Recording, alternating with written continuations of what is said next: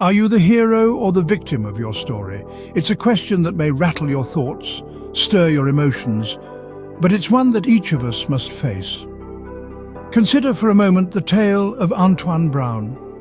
He was born in a small town, his life marked by hardship from the start.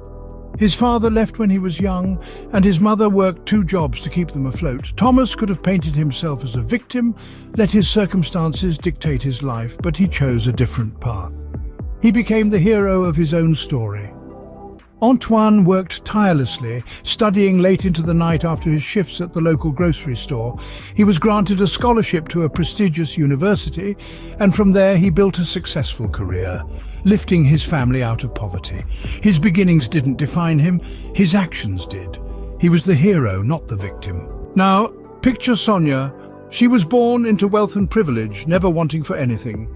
Yet she saw herself as a victim, trapped in a life she didn't choose. She blamed her parents, society, anyone but herself for her unhappiness.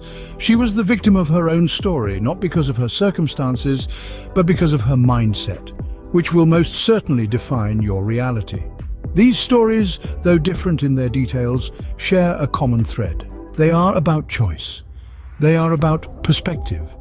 They are about the power we each hold to be the hero or the victim of our own narrative. Consider for a moment the choices you make, the perspectives you hold, the narratives you tell yourself. Are they those of a victim or a hero? Being the hero of your story doesn't mean you won't face hardship or that everything will go your way. It means you choose how to react, how to move forward, how to grow from each challenge that comes your way. It means you take responsibility for your life rather than blaming your circumstances or others. It means you seek solutions rather than dwelling on problems. In the tales of Antoine and Sonia, we see the impacts of these choices. Antoine, despite his challenging beginnings, became the hero of his story through his actions, his determination, his refusal to be defined by his circumstances. Sonia, despite her privilege, became the victim of her story through her mindset, her blame, her refusal to take responsibility for her life. The question then remains, are you the hero or the victim of your story? Remember, this isn't a label someone else can give you. It's a role you choose for yourself. To summarize, our stories, our lives, are defined not by our circumstances, but by our actions, our mindset, our choices. We can choose to be the victim, blaming others and circumstances for our woes.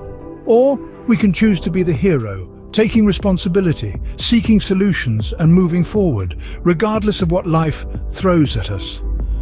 Being the hero of your own story is about resilience, about grit, about courage. It's about standing tall, even when the odds are stacked against you. It's about making choices that align with your values, your dreams, your potential. So I leave you with this thought.